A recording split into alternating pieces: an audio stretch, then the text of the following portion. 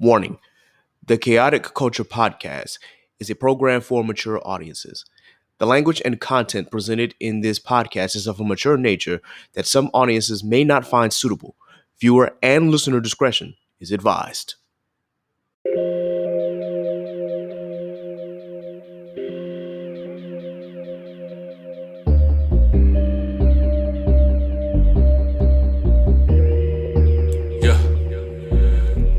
Embrace the culture, blaze the doja, grab your loved ones and bring them closer. Extra, extra, read the poster, the KKP is taking over. Sleeping on me, better smell the Folgers. I've been razor sharp since the Motorola. Off for O, like the cover Oprah. Popping bottles, feet all in the sofa. It's a celebration, though the times is hard. It's raining blessings, give it up to God. Chaotic culture, the greatest pod. With Ked the Pro, the one in charge. But it's a celebration, times is hard. It's raining blessings, give it up to God. Chaotic culture, the greatest pod. With Ked the Pro, the one in charge. We're living in a chaotic culture. We're living in a chaotic culture. We're living in a chaotic culture. We're living in a chaotic culture. Oh, we're living in a chaotic culture. We're living in a chaotic culture. We're living in a chaotic culture. We're living in a chaotic culture. Oh, we're living in a chaotic culture. We're living in a chaotic culture. We're living in a chaotic culture. We're living in a chaotic culture. Oh, we're living in a chaotic culture. We're living in a chaotic culture. We're living in a chaotic culture. We're living in a chaotic culture. Good morning, ladies and gentlemen, and welcome to another edition of the Chaotic Culture Podcast, the pod where chaos rules and black culture is elevated and embraced. In this podcast, we'll deep dive into modern black culture and how millennials and Gen Z can navigate the crazy parts, from finances, music, black business highlights, home ownership, HBCUs, sports, black nerddom, anime, wrestling. If it encompasses black culture, we're going to cover it. Live from the 7-5, I am the host and the creator of the Chaotic Culture Podcast, your boy Ked the Pro, aka the Calculator Millennial, the Cutlass Diamond, aka don't be pushing on my buttons in my cutlass unless you cutting, aka your favorite toxic adjacent king, Chaotic Ked, Ked the Closer, Ked the Poet, all of that. The 843 is me, but VA is where I stay. Always chaotic, never toxic on most days.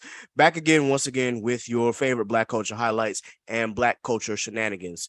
With me today, of course, is the squad. We are going to start off by introducing Miss Sappy. Please go ahead and introduce yourself, ma'am. Well, hello, everybody. It's your girl, Sappy. No AKAs or hey. And today we got an amazing episode, so we're going to get straight into it. Yes, indeed. Yes, indeed. Next up is our newest member to the podcast. Y'all have heard him a couple times again. Either as a guest, but of course now he is officially a host of the podcast as well.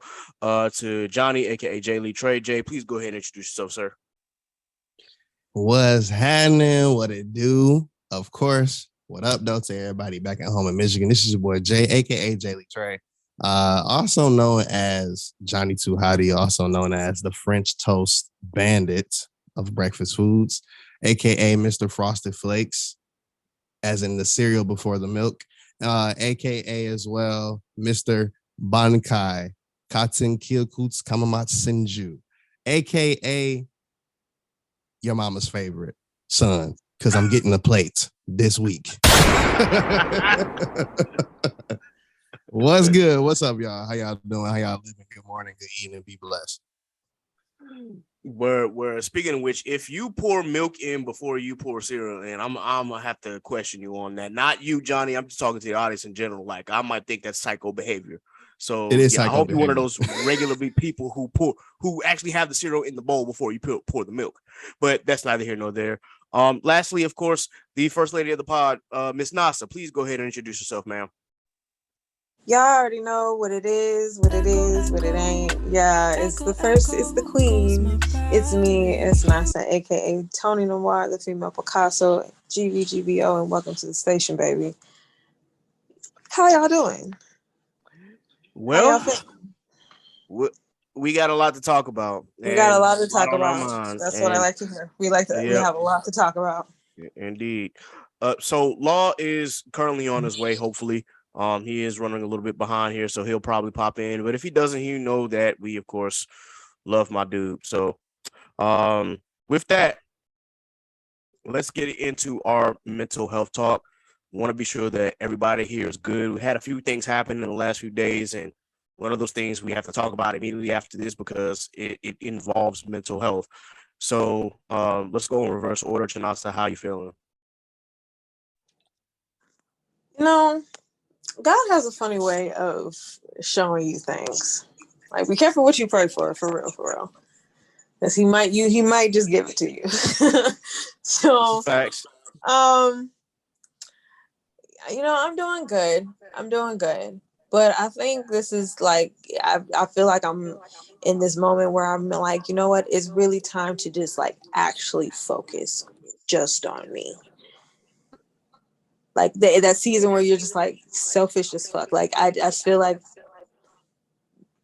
these past couple days have definitely been a sign. It's just like, girl, you really need to just focus on you, honey. So that's how I've been feeling. But other than that, I can't complain. I've been blessed. God gave me another day. So That's good to hear. That's good to hear. Johnny, how you feeling, bro? I'm gonna say the same thing as Nasa just said. It's actually very interesting to say. Be careful what the heck you pray for sure. But I am health wise, I'm better. I'll say that. Still getting a little bit over like the I guess like 24-hour flu, whatever that was. God is good though for sure. We talked about on So Go High. You know about it, kid. Yep. But today has been a day, bro. Y'all hear about it very soon on the next subject, but it could have been better today, but it just wasn't the greatest. But we'll get into it. We'll get to it. Man. Yeah, we gonna get into it. Sappy, how you feeling? Overall, I'm feeling okay. I could be better, but I feel like I'm actively trying to combat that seasonal depression. So I am like actively working to not get into that stupor. But I also want to balance myself, so not like overly doing stuff to where I'm like doing too much. Mm-hmm. But it's holiday season, so orders are coming in and I'm making money. So I just gotta, I That's just always gotta good. have a work-life balance. I guess a work-work balance. So the 9 to 5 still is still there too. So money's coming in. Amen. Amen. And that's for me. I'm okay. I'm okay. Today I'm kind of not okay. As y'all are hearing, we are recording this on November 20th on Sunday. So of course it'll be Wednesday, the 23rd, by the time that you hear this. But as of this particular day, it's just some things have been heavy on my mind and on my heart. But in general, health-wise, I'm good. And my mental health has actually been pretty solid these last couple of days. Work week this past week was kind of here and there. Sometimes customers are just ridiculous, but it is what it is. This is what happens when you work in retail. But I say all of that to say is that overall, God has blessed me and I'm still striving. That's what's important. So we got to talk about the elephant in the room. For those who haven't paying attention on what happened today, you already know about this, but if you don't, then I just want to go ahead and let you know. Of course, the night before, some of us got news that one of the greatest Power Rangers of all time, Jason David Frank, aka Tommy Oliver from Mighty Morphin Power Rangers Zeo, Power Rangers Turbo, and Power Rangers Dino Thunder, had passed away. We thought it was a hoax because we hadn't heard anything official. But for me personally, when Sunday came around and I saw Walter E. Jones, aka Zach from the original Mighty Morphin Power Rangers, the Black Ranger, when he made a post saying rest in peace to Jason David Frank, that's when I knew that it was not a hoax and that this was real. According to the reports on TMZ, of course, this was by suicide. And it's really just kind of hard to fathom, only because if you watch any of his TikTok videos or if you've met JDF in person or anything like that, it did not show that he was going through things. But the thing about this kind of death is that you are never going to know. And it's really crazy. Like, you don't ever know what anybody is going through on the inside and what they got going on mentally or in their hearts. And it's really sad because he was a lot of people's heroes. If you are a big fan of Power Rangers like I am, you remember Green Ranger, the first Green Ranger, and him coming in and whooping everybody's ass for 5 episodes. You remember when he became a good guy, then lost his powers, and then came back in the second season, lost his powers again, and then became the White Ranger and the leader of the Power Rangers team. You remember when he became the Red Zeo Ranger for the first time, cementing himself as a leader. And then you remember when he was in Turbo for that short period of time.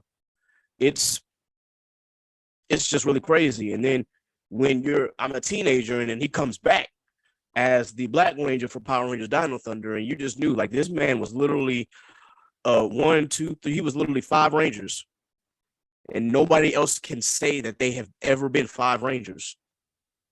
The most anybody else has after that is 2 or 3. So my heart is heavy as a big Power Rangers fan, and my prayers and condolences are definitely going to the family of Jason David Frank.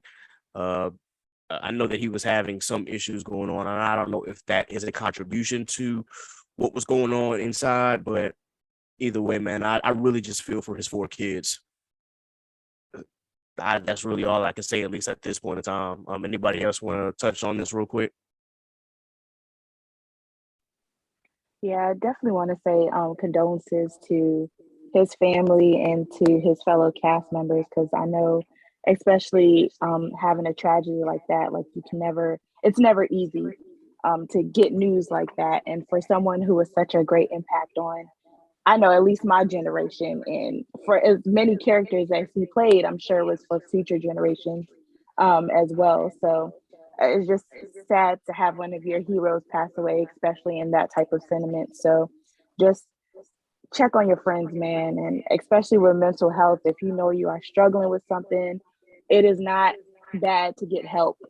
Like, let that be your first thing in your mind. Like, getting help is not a bad thing at all. It can save you from something, you know. So yeah, condolences. Yep. It's just disheartening, you know. Absolutely. Anybody else?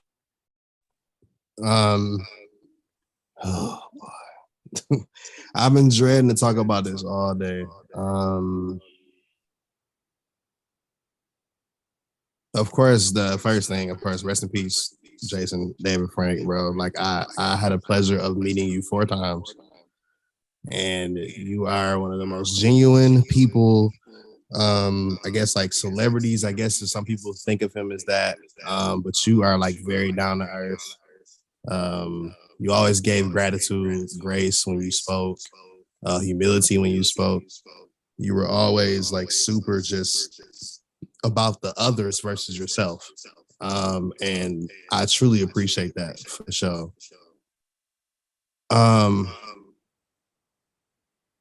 For me personally, I'm really just thinking about, like, Amy Jo, aka Kimberly, for some of us that don't know who that is. They were extremely close. Not just on the show, obviously you've seen that, but they were extremely close, even outside the show. And she hasn't said anything, according to what I know so far, as of this Sunday. But seeing Johnny Young Bosch is also a Ranger. He played Adam on Mighty Morphin Power Rangers after Zach left, or Walter Jones left. And he also is the voice of Ichigo on Bleach, for those who don't know, on the English dub. So he had a panel today at Anime NYC, or he's supposed to be part of the Bleach panel, but he ended up bowing out and canceling his portion of it. And that's when I kind of, like, knew when that was really confirmed. I woke up at 6 a.m. this morning, usual going to work, and I seen it, and I just said, I don't believe this right now. I'm like, nah, never mind. And as time kept going, you start seeing like people close to him start speaking a little bit, and I'm like, okay, like this might be a real thing. But when I seen Johnny canceled, and as Ked was saying earlier, when I seen Walter go ahead and put the post up, I said, yep, that's it. All I'm gonna say is in an encouraging way. I'm not gonna really like talk like down, but just to like encourage people, please like check on your folks. Even those people that you don't really talk to because of maybe like y'all done fell out because of like, you know, of distance or time, whatever. Just check on folks, man. Even those distant people like, dang, I wonder how such and such is doing. When you think of that person, go ahead and hit them up. May not have the phone number, but social media is used for that, to stay in contact with people that you know what I'm saying? And do that. And don't just be like, yo, how's work? No, say how are they? Like, how are you doing? Like, you know what I mean? So it's just it hurt me tough because of the suicide way. It's just like, man, I can only really imagine as a person that has survived before. I've been there, and it's not easy. Life is not easy, but anybody even thinking about that type of thing, please like reach out to the hotline or a friend or text the number. I think it's like, is it 999? I think now. But do that, please, because you are worth the time. You are worth the effort. People need you.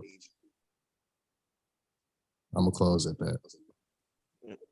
Hey, one, man, we appreciate that you are still here as a survivor, man. We definitely appreciate that you are still here with us today. And yeah, to anybody else who's feeling that way, definitely. And please reach out to somebody. I want to say a couple things. Yeah, go ahead, Nas. First of all, like definitely rest in peace to the family. It's definitely definitely a tragedy, and it's definitely never easy. But this is why we speak about mental health and how important it is to just really get the assistance that is needed. And when you find, even if you see the signs in somebody, like, get them help, because like you getting them help, you're being their anchor. You're giving them another chance. So it's just like we really do need to take like mental health as serious. And I feel like at times society lacks on that. And here we are, like, there's been a lot, and at this point there has been a lot of deaths. There has been a lot of deaths lately. Yeah.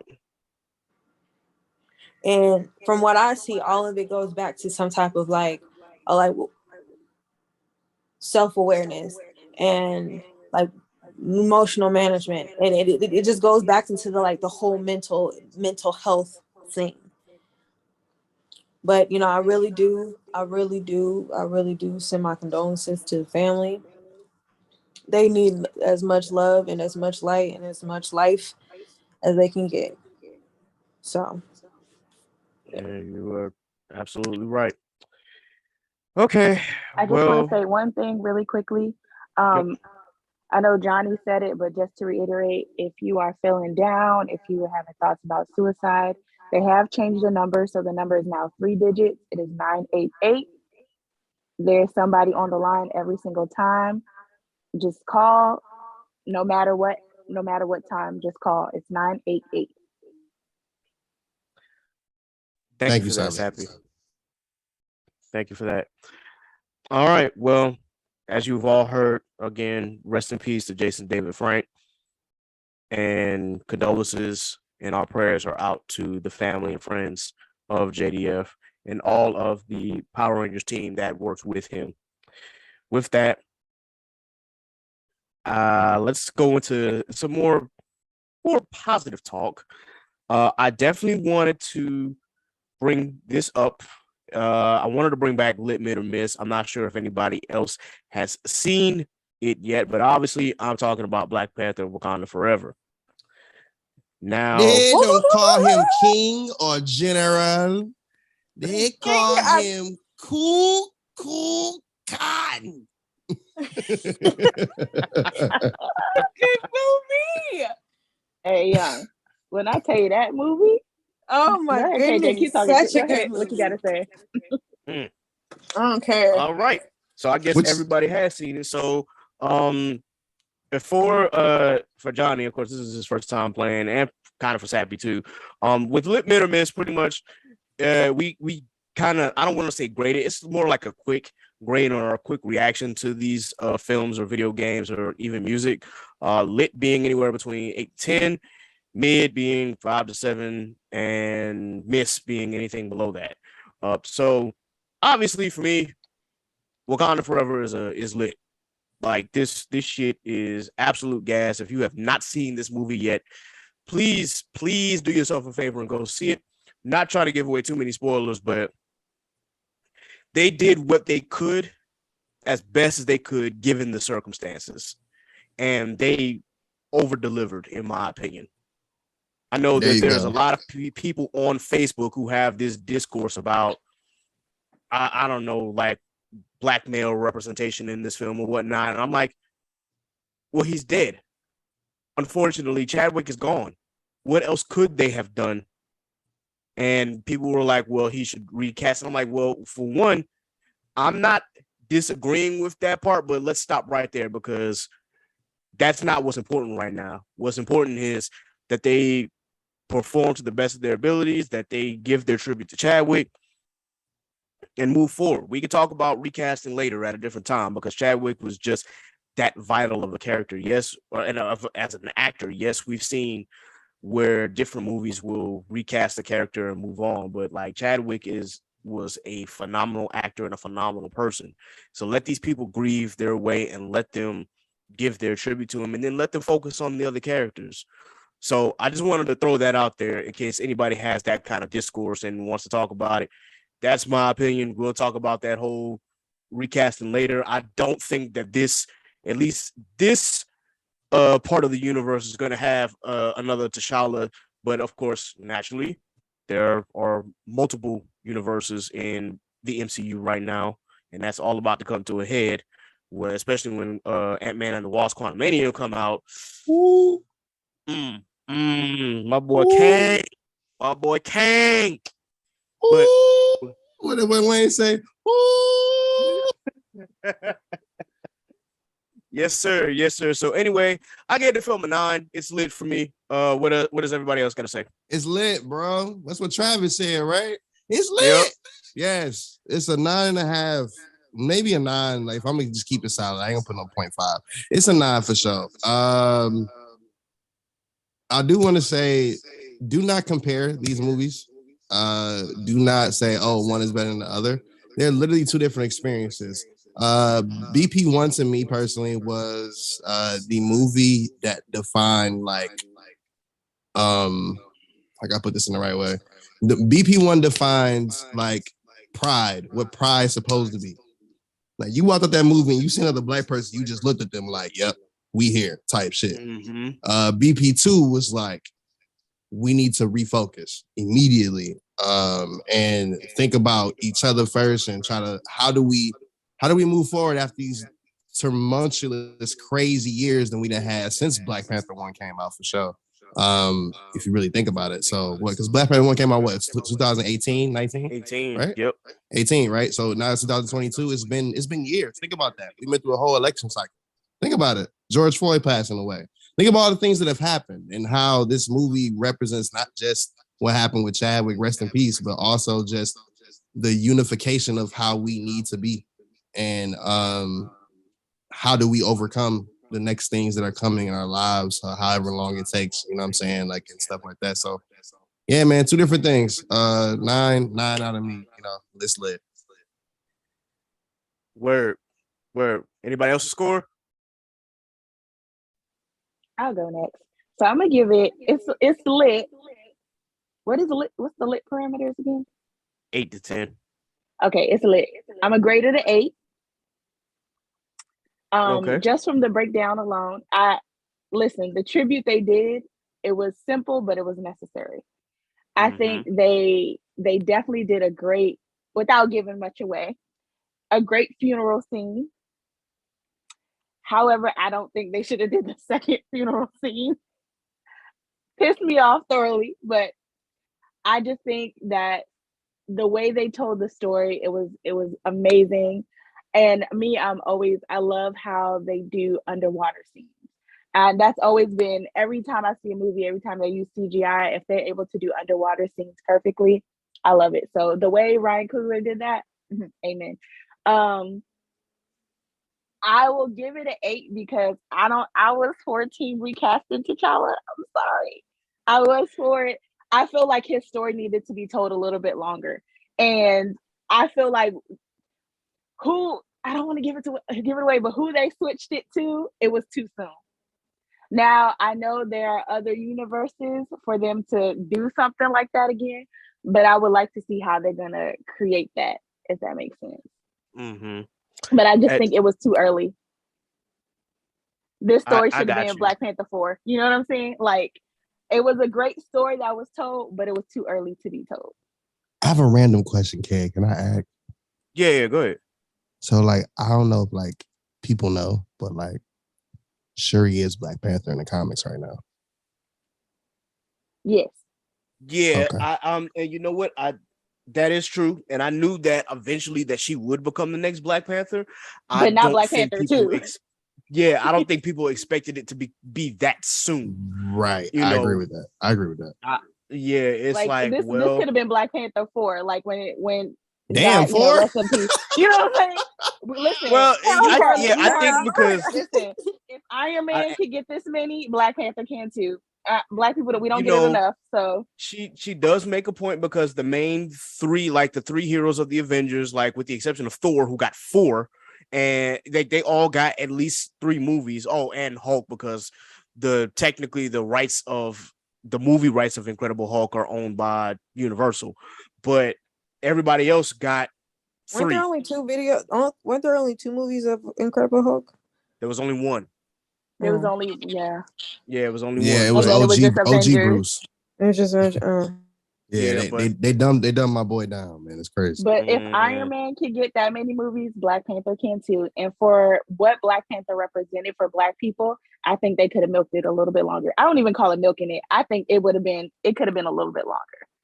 Now with the passing of, would it be crazy saying? to put Michael? Would it be crazy to put Michael B. Jordan as?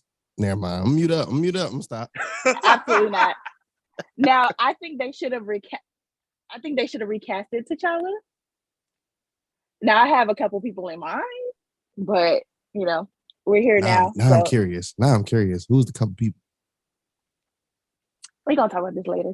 Because we can talk about this for hours, to be quite honest with you. But I will shoot one out. I saw Black Adam and Aldous Hodge. I don't know. He sold it. He sold me. He could have been Black Panther. And the thing is, I've been a fan since Leverage, so I'm like, he could have, the techie and everything. I think he could have did it. That's my number one. Yeah, I'm not upset about that. And again, well, I guess the way that the story is now, the only way that they can recast T'Challa is again going through the multiverse because of the way that the movie is set up. But that's a conversation for another time. I was kind of a part of the recast T'Challa as well, but given the circumstances of the movie, I'm like, I know it's too soon right now, and they gotta get through all of this. So we'll revisit that topic. Nasa, did you see the movie? And if so, how you felt about it?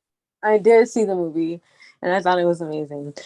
I would give it definitely a 9. I get what you guys are saying in regards to, kind of milking it, but due to circumstances, I don't think that would have been doable. But overall, I think that the movie was good. At a certain point, the only reason why I'm giving it at a certain point, I feel like certain scenes kind of dragged on just a little bit too long.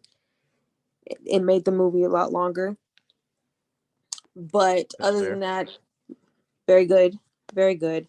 To be honest, in the end, and I'm not gonna spill nothing. I feel like Shuri, she should have sliced that. She should have did some damage to that guy, but to whoever that Mayan guy was, I forgot his name. But Namor, yeah, to him. She should have did a little more damage to him. Oh, Cuckoo Khan? yes, Yeah. Yeah. She should have did a little bit more damage to him. Defend the serpent god. A serpent guy. Yeah. But I don't know. I don't think so, because if you look at it, they got what's that thing? Why do I want to call it Vivantium? Vibantium or vibranium? Vibranium.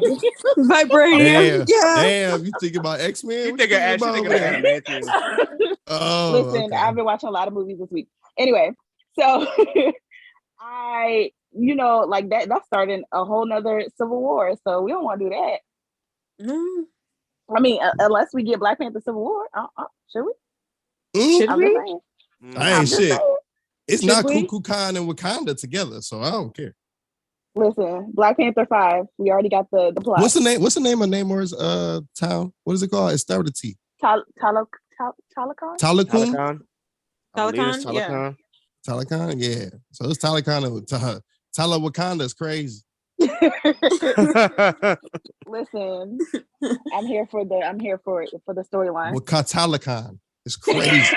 Yeah. What Talakon? Talakonda, bro. I don't think you want to fuck with them. It's too much. Talakonda Forever, bro. I don't think you want to fuck with them, bro. Man, I'm just waiting to see how the rest of this plays off, because obviously it left us with a few cliffhangers regarding how the world treats Wakanda. It's already bad enough that Wakanda has these resources, but now with Wakanda and Talakon having an alliance, yeah, they better they not gonna fuck with them. That's all I'm saying. Nah, they're not no. fuck with them. Though, I'm ready for Black Panther 3 for where they fight the right people, because I'm about tired of it. I'm tired of them fighting them. Because we technically still don't have a villain. Technically. What are you talking about? White people are the villain. What are you talking about? I mean, yes. They don't have like a central villain. Everybody else has kind of been like either anti-villain or anti-hero. Like, I think it's the world is the villain, really, to be honest. But that's what it is. It's also like this. Not to give, this is very, very spoiler, like 2.5. 2.5. It's like they did show one little thing, and homegirl, the colonizer's wife. You know what I'm saying? She technically is supposed to be the next one, right? In phase 5. She's supposed to be, I'm not gonna go into too much detail because I'm trying to be very like chill, but she's supposed to be the one where, like, because she did some things where she was being very investigative about the conversations and the beads and trying to put them in jail, and we had your phone tapped and the beads tapped and the purple streak in her hair. If you a comic book head, you kind of get it. So it's like, oh, okay, like she's supposed to be the next one, but we also name dropped a couple little X-Men little things. So I'm like, okay, we'll see how this go. Yep. If you heard Namor talk, he called himself a mutant. So that's right there. So, spoiling the film a little bit, I know, but still, you got that. I'll say it's about time, because I'm tired of these little crossovers. I need a huge crossover. I'm tired of it. They need a big crossover, not like one random character at a time. I hate that. I think Doctor Strange is going to be a catalyst, and also Ant-Man. So. Both of those movies. I was thinking it was going to be Ant-Man. Yeah, Ant-Man. I think for this next phase will be the catalyst, and I think didn't Doctor Strange kind of like quote unquote start phase 4, or was it Spider-Man Homecoming? I thought it was definitely Spider-Man Homecoming. I think the last Spider-Man movie, or No Way Home, I think that was I'm gonna say No Way Home was the beginning of phase 4, right? Yeah. So Doctor Strange, yes. Yeah, I think Doctor Strange was like more so like the catalyst of that particular phase. So then now this phase, the catalyst is going to be Ant-Man. Because Ant-Man and Doctor Strange are the only ones that deal with the multiverse or the quantum verse. How you want to call that? So they're the only ones that deal with those things. So we're going to see a lot coming up. And for those who do pay attention to stuff, watch Disney Plus. A lot of things are coming. They're coming. It's coming. I can't talk about it, but it's coming. Hi guys. Hey, what's going on, Law? What Welcome up? to the Hey, show, Rob. man. I'm sorry I'm late. Yeah. Being an adult sucks. Tell us about it, man. Tell us. So, real quick, man. Just how you been? What you got going on? Are you okay? Is your mental health good? Yes. I'm taking a hiatus from social media right now just so I can get some things in order. I got some family things that are going on. Nothing bad, just got some big things coming lined up. So mental health is good. Just pray, meditate, drink water, and try to stay out the way. That's really it. Okay. Them dreads getting longer, my G. I see you. Hey, look, Looking healthy, brother. No, November is starting to get to me. I'm waiting for the first. My appointment's booked, so yeah. Hey, man, I won't it looking be good, able brother. to show it off, but I'll document it in the photos. So when I do another relaunch, they be like, "Damn, your hair long." Yeah, we getting there, man. Yeah, man. Keep moisturizing, keep spraying. You know what I'm saying? You know what I'm saying? Moisturize, drink water, and sleep. That's and my meditate and pray. that part. Yes, sir. Yes, sir. All right. Well, I know I came in on the end of some Marvel talk. What were we talking about? We were just talking about like because we were doing lit, mid, or miss for Black Panther, Wakanda Forever. So lit. I cried, and I usually don't cry at movies, but Lord, I cried. Damn sure that thing caught me in the first 5 minutes. I ain't never boohooed so much in my damn life. Like I went with my friend and I had to say, "Hey, young, I'm really crying. It's only been 5 minutes. Like Marvel, y'all really got me this time. I'm a thug too." They got me at the middle of it. You know what I'm Yeah, saying? that's where the middle one was crazy. I was like, the beginning didn't catch me because I took a deep breath. So I'm like, okay, this is what they about to do. I kind of already know what's about to happen. I took a few deep breaths. I'm like, okay, I'm good. That middle, I'm like, man, this some old bullshit, man. How y'all do this? Wait. What middle part? Have we already did the disclosure for the spoilers? Next? We didn't. We didn't. We trying not to. So somebody we just try not text to me. spoil it for those who haven't seen it. But Janasa, we talking about. I'm just gonna say Queen Ramonda, and I'm gonna leave it at that. Oh, yeah. I thought you were talking about Kelly. Listen, I told y'all they shouldn't have added that part. I should have never added that part. My goodness, it was unnecessary. Like, my goodness, she was that one. That one right there was supposed to. I'm not even gonna spoil it. Am I spoiling? All I'm gonna say is if Angela don't get an Oscar, and she don't get an Oscar for that one. If she don't get the Oscar, I don't even watch the Oscars. But I'm an extra boycott it. I'm a tweet against it. Like I'm riding. I'm gonna be livid. I am riding. We write it, Dawn. Honey earned that Oscar in every single scene that she did. I can even tell you she went to a dialect coach because her accent was even better this time around. Oh, yeah. Man. This was acting. Yes. Yeah. Can we touch on that for 2 seconds? Just listen. Whoever's listening to this, and I know it's a lot of y'all. Okay, if y'all know folks that work at Disney right now, tell them that we said amazing job on making sure everybody can speak in the right way because it was perfect. Even M'Baku was better this time than he was last time. And Winston Duke was great last time. Oh, but man. Now, they don't call him king or general. They call him cool God. Like, and then what you say, Kato Shogo High? You was like, you said You think we in the mountains? You have access to boots? Yeah, pretty much. Like, just because we are in the mountains, do you not think we have access to books? I'm like, yep. That line took me clean out. The like, other one was bald-headed demon. I'm like, oh, this Winston Duke really was like one of the that actually took me down. reliefs. I'm not gonna go. But I got a question though. So, who is he challenging? Oh wait, is that a spoiler? That's not a spoiler. No, you're okay. You're okay. We'll see, man. We'll see. That would be kind of interesting if nobody ended up challenging, and that's what ended up happening, because it clearly Shuri didn't want anything to do with it. Small spoiler, but we'll see what happens. We'll see what happens. Eventually, but did she, or did she just want to go to Haiti? Is what they said. So did she? Yes. Did she just want to? Did she want to just go there because she had to, because Nakia told her to, or is it because she didn't want to? You know. Listen, I'm just here for Black Panther 3 because the spoilers.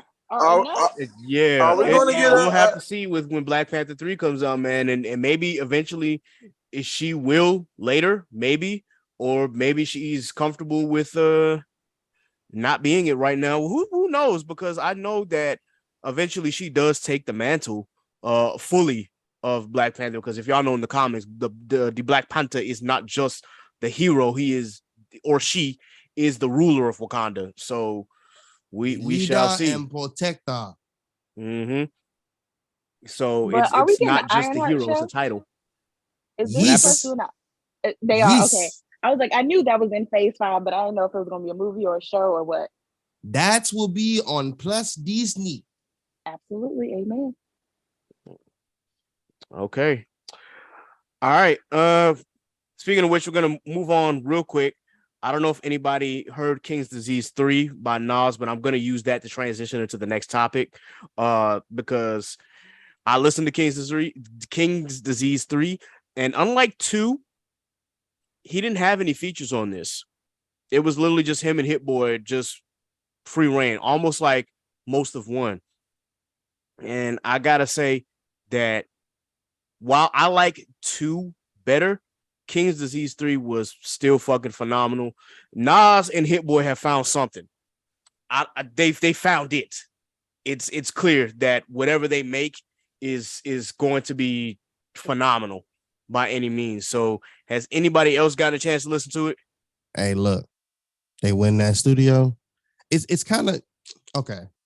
For those of us who listen to Currency, it's very similar to a couple of different producer artists, like duos, Currency and The Alchemist, right? Yes. Or Wiz and Sledgerin, or Wiz and Cardo, Larry June and Cardo, right? Cardo got wings for sure. That's what I meant to say. It's the same boat. Like you were saying, kid, I think they found something. And I think it just whatever Hit Boy decides to do creatively, Nas can just go in there and just rap. Like, to me personally, like, did you hear any choruses on this album? Because I ain't hear shit but rap. There might have been like a couple of choruses on a couple of songs, but it wasn't bars, no gaps. Yeah, there was really no gaps or any like hooks for real. And the samples. Oh man, the samples were yes. Yeah, man. I think the beats are better on King's Disease 3 than 2, though. I will say that. Yeah. The beats are a lot better. I think as far as like overall production, and I think the features also boosted to more than for 3, at least in my opinion. I think those features really did help 2 out a lot. That's not to say that Nas was bad by any stretch, because Nas again really killed 2 and 3. I just think that the features kind of pushed 2 a little bit over the edge for me. That being said, King's Disease 3 was fucking phenomenal, and that kind of leads us into our next topic. But before I do, has anybody else listened? If not, I highly recommend that you do, because y'all know that we did the music roundtable with him. So I listened to about 5 songs before I got preoccupied with some things, but those first 5 songs made me want to start over and actually give it my full attention. Um, That's real. it was, you know what I'm saying? Because I don't know, with Nas, you really got to listen to what he's talking about. You know what I'm saying? Hmm. A lot of these artists who have dropped recently, like I'm not saying they don't have subject matter, but like Nas is one of those, he can still talk about the same things, and he's real life pushing actual point of, you know, being one with self, from what I took from it, at least within those first 5 songs. But him in general, like granted, we did the round table and we had our you know, our takes on it, but I think again, coming from just those first 5 songs, he has found his niche and he's riding it, you know. You're absolutely right, bro. At almost 50 years old, man, and 30 years in the game, dude has really, we all know how phenomenal Nas is. We knew how he changed the game in rap with Illmatic, but just to see him still continuing, not too many legends can say that they have that longevity, which segues into the next topic that I want to talk about. I'm gonna talk about it a little early just to get it out the way. Uh 21 Savage, when he made these comments, I don't think that he was trying to diss Nas. I don't think he was trying to show disrespect. He could have worded it a different way. But if y'all aren't familiar with this, of course, 21 Savage Or went not say it at all. He should have that just not too. said it at all. Yeah. That boy from the South, he know how to shut up. He know better. Yeah. He went to Clubhouse and he was sharing his opinion, and one of his opinions says, I don't think Nas is relevant. I just think that he has a good solid fan base and makes good music. That right there was like, okay, bro, first and foremost, time out. One, Nas will always be relevant because throughout his 30-year career, people have always included him in their top 5. It didn't matter what level of, it was, whether it was 1, 2, 3, 4, or 5, they've always included him in the top 5 just because of Illmatic and just because of the bars that he's always been able to throw. In his 30-year span, Nas will never not be relevant. I think what 21 was trying to say is that Nas's music is not the current hot thing right now. And I was just about to say that. Yeah, I think that's what he was trying to get across, but obviously that did not come out of his mouth. He didn't try to walk it back, but he did try to put some clarity into his comments and saying, man, y'all take things too far. I'm not trying to disrespect Nas. Nas is one of the greatest. I'm not trying to say this, that, and the third. Y'all always run with these comments and whatnot. But, dude, you just got to pick your words a lot better than you did because, again, Nas will always be relevant in rap society, whether he's long gone or even still rapping. Like, he is going to remain relevant. That's just my viewpoint of it. And my coworker put it as such. He gave his clarification behind it, and my coworker made it make a little bit more sense. And he basically put it that it's not that he's not relevant to the industry, but like to the younger age, he may not be what to be heard, essentially. Like what you said, like the younger generation not really understand what Nas is saying. They listening for whatever purposes that they would be listening for. But like when it come down to it, Nas is always gonna be relevant. I don't care what the point of case may be. And that's facts. Anybody else want to make a comment on this? I always say this. At the end of the day, Nas is usually your rapper's favorite rapper. So he will always be relevant. And that's period. No, you are absolutely right. Anybody else want to comment? All I'm going to say is it's crazy that he made that comment, and he also said some other things that he can beat his entire class in a versus. And I ain't fighting that though, bro. I ain't fighting that. He right. There is one at least in my opinion. But it would Who be would you strange consider his because he class? doesn't really like. He His doesn't freshman make the kind of class? music that 21. Yeah, his From double XL SSL? freshman class. Yeah, his double XL freshman class. Let me see who. Yeah, who I'm the about to members look of it up the again. You Yeah, got look it up because I you don't got Lil know. Uzi, you got Lil Dicky, you got Denzel Curry, you have I already said Uzi. You got Lil Boat, Lil Yachty. Who else is part of his class? Anderson Kodak Paak. Black. You had Kodak G Black. Herbo, Kodak, All right, he and might have it. Yeah, I guess he have it. Yeah. there was one more missing. Was it? Designer. Well, he had Oh, he designer. definitely got There's it. another one. There's another one that I'm forgetting because I said G Herbo, but So was it the whole was it joint Joyner was Lucas? Or was it no no, Anderson no, Paak. not Joyner. Dave East. I don't know. Yeah. I don't know. Dave East. Dave East. I don't know. It wasn't Dave East that I was making the point of. I was saying, man, as far as like hits now, maybe Pack, just because of this off the strength of Silk Sonic. I don't know. All I'm gonna say is this: with musicianship, Anderson Paak got it because he's a well-rounded artist. Yes. Like he can do it all. So off the strength of that, he's better than 21, in my opinion. But we're talking about 21 bars, though. But that's what I'm saying. Like as far as the musicianship, 21. I'm not 21. Anderson Paak will have it. Now bars. He got bars better than 21.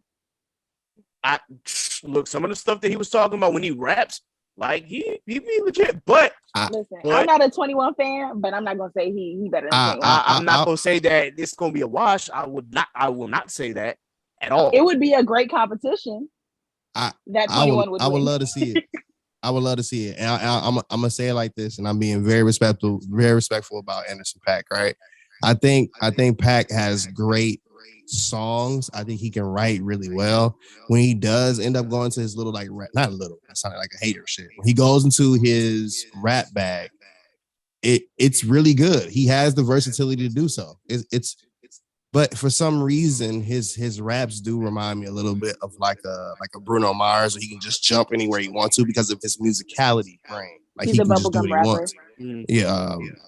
Yeah. But like with 21, it's like I've watched the growth from the Metro Boomin Savage Mode 1, all the way up to now.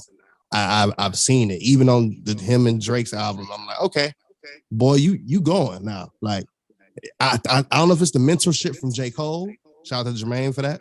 I have no idea, but I know for sure ever since that little mishap about him being from London for real and him getting deported and now being brought back, that boy rapping now. So I'm like, shit, I don't know, man. I get it though. I would love to see it. Man, honestly, as someone who loves rap, I kind of agree with you there.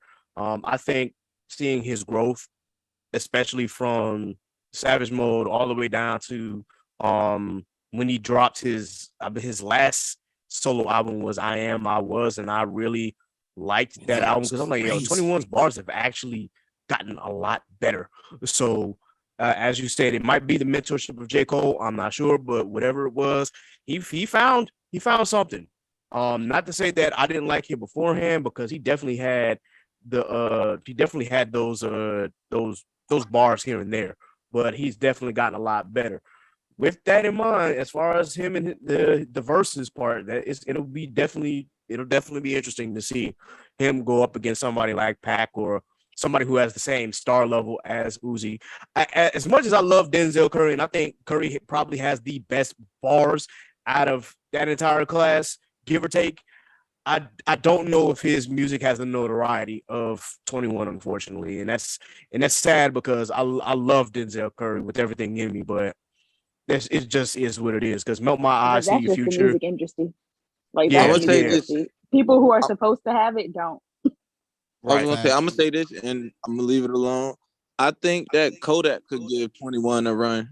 You know what I'm saying? If we're talking about content, like granted, yeah, Kodak has his caveats, but they are both talking about some of the similar things. You know what I'm saying? And especially how Kodak has transformed through his artistry and through the music, like definitely for sure. Especially when you got like his current hits like Spin or you know what I'm saying? Spin Like, my shit, boy. come on. Doom, doom, doom, doom, doom. Like, do. Like, that's a bop. You turn that on Look, anywhere, everybody gonna start bopping to it. nah, for real though. As much as and I'll be the first to admit it, I'm not a fan of Kodak's inflection when he raps. I'm not a fan of how he talks and how he raps. That's just me personally. That's just a personal gripe. That being said, you have a point. You absolutely do have a point. Kodak got some bops out there, and I know a lot of people out there also see Kodak as problematic. Don't worry, we kind of see him as problematic too, but still, he does. Hey, Kodak have, got them bars, boy. Yeah, he got the bars, man. I can't even deny him that. And definitely shout out to him for defending Nas too, because he damn sure went on Instagram. It's like, man, what are you talking big about? shout 21 Kodak for that, bro. Absolutely. He was just like, applause, bro, Nas is a legend. Like, what are you talking about? I'm like, okay. You definitely shout out. And now them niggas beefing. Oh, now them niggas beefing, bro. It's crazy, man. Like it take one little thing. Like I feel like just like this, like the South rappers for real, and like maybe I'm tripping. I feel like anytime them niggas like somebody say something sideways, somebody be like, all right, nigga, fuck you. How did we get here? But you gotta think about it. Who would really win versus like you got Florida versus Atlanta? Atlanta winning that bitch by a mile. What? A mile, bro. Let's say now where the Kodak from? A mile. A mile, bro. A mile. Yes, a mile. Right now? Third Dagger versus the Zoe? I don't know, man. Hey, look. Look. Look. As the resident ATL brother in the room, I'm gonna just put it like this, bro. I could take all rappers from Gwinnett County right now, aka RP Takeoff. And we there. All right. Migos alone changed rap, bro. Like we cannot deny that. That whole cadence, not at all. Like that cadence is changed because of the Migos. That's a decade plus. So you got to take that whole gap. It's very similar to how when Outkast came out, they changed the whole landscape of Southern rap. And then when you think about after Outkast, you got to think of like T.I. and Jeezy with the trap shit. And then Ludacris was taking that same quote unquote trap shit, but like kind of like moving it to the other side, more like comedic / entertaining. You know what I'm saying? Like Atlanta got it, bro, in the bag. And Atlanta been holding it for about damn near 15, 20. So it's kind of tough, bro. And I give respect to all the South. I really do, for real. Like, shout out to Texas, shout out to VA, shout out to Florida, shout out to definitely the Carolina, shout out to J. Cole for sure, JID, Kaz on the West Coast. I give everybody their credit. But when it come down to like who run music for real, I mean, we got Future, bro. Come on, man. I was gonna say, bro, technically Jid is Atlanta anyway, so that kind of makes your point. That's a fact. That's a fact. And I know that some of us really claim him because he went to school in VA and damn near almost graduated until unfortunate events happened, but that's neither here nor there. With that, but love the Florida though, for real, because y'all niggas got it too. Yeah. I feel you on that one, bro. With that, we're gonna make a quick note here. As y'all all know, of course, the elections have passed.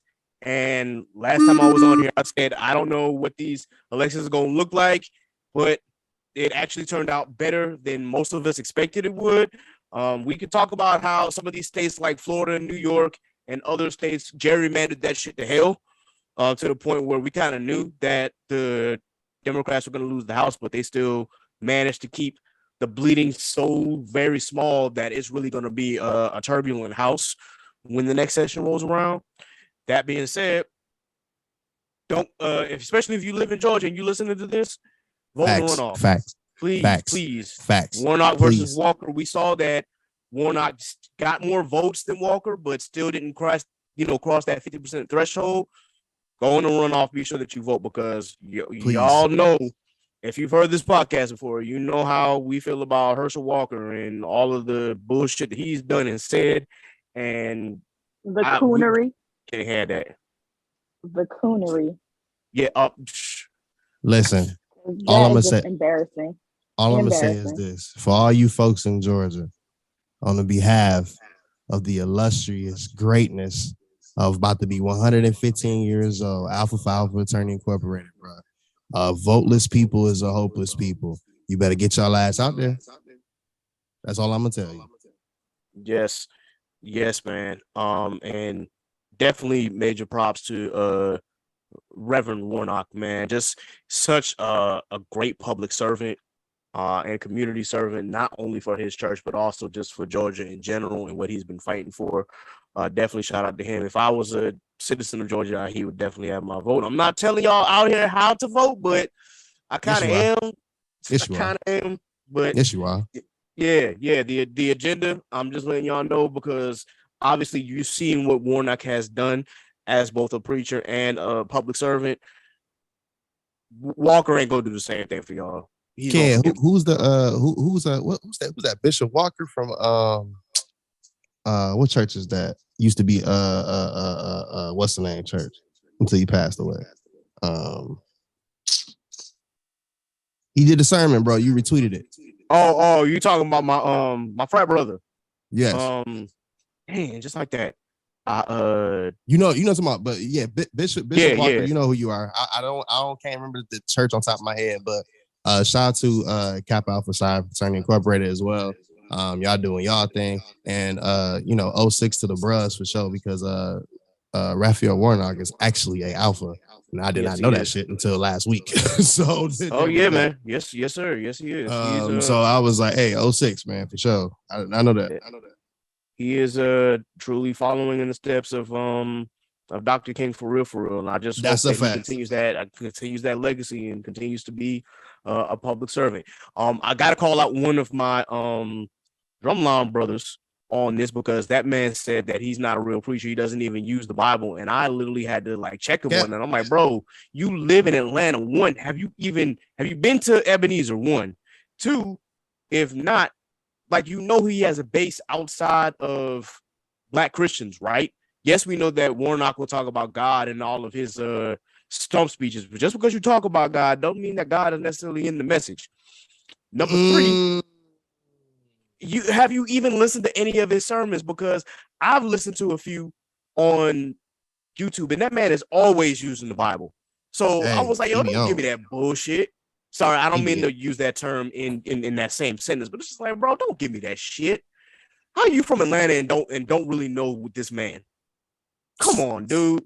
But I'm gonna leave that one alone. I just had to make that comment public because it's like, bro, not you repeating the same right wing talking points that the ops are actually saying, and that's clearly not true. Not him being part of the percentile that voted for fucking Walker, bro. I hope that's not. What it sounded like. Did he tell you? I ain't gonna. Okay, I ain't. No, he ain't tell me. I don't know you. I don't know you, bro. It ain't like that. But let me tell you something, nigga. We in the same place, bro. Like let's not, bro. Like pull up the Ebenezer, bro. I've been there a few times where Reverend Warnock spoke. Great speaker, great oratorical speaker as well, and he does use his scripture for sure. Like, I don't think you can really operate a church without using scripture. That doesn't make sense. So you are right. You are absolutely right. But anyway, we got to get to a couple of main topics here before we close. We've been going for maybe a little bit over an hour. Hopefully this thing isn't too long. I don't want to hold the audience over. But if it ends up being a 2-hour conversation, I mean, it is what it is. Topic number one, we got to get into a more serious mode here because we want to discuss Shanquella Robinson and just how troubling and disturbing this whole story has been about this situation. If you haven't been paying attention to the news or Black Twitter or any kind of social media, this young lady went to Cabo with some friends and did not return. Can you call them friends? I say that very loosely. They are not her friends, obviously. Very loosely. But I had said that because she herself, trusted these people, and yet she lost her life in Mexico here. Now, when they talked to the parents of her, they obviously said that she died by alcohol poisoning, and some of the stories didn't add up. But when that autopsy came back, it showed that she had a broken neck and a damaged spine, which obviously at first they were saying that there was no foul play involved, but now that they've seen the video, and unfortunately I can't believe that that showed up on my timeline again. I really wish our people would stop doing that, but I still saw the video anyway, and I'm like, ain't no way that foul play was not involved here. There was something is afoot, something is amiss. So it's currently being investigated right now. And obviously, if something isn't done, then I'm pretty sure the parents are going to go for wrongful death. But even still, that whole situation is just so very disturbing, and it leads to a point of we can't say that we can't be careful of who we hang around or anything like that, because you really don't know like what people's real intentions are, and people can hide their jealousy and their envy of you for years and years and years, and then by the time that you know that they're not a good seed to be around, that it's already too late. But it's really sad to see that something like this happened, because she trusted this group of friends, and this group of friends really, quote unquote friends, really did not care for her one bit, and left her body there. They didn't even bring the body back, left her body there.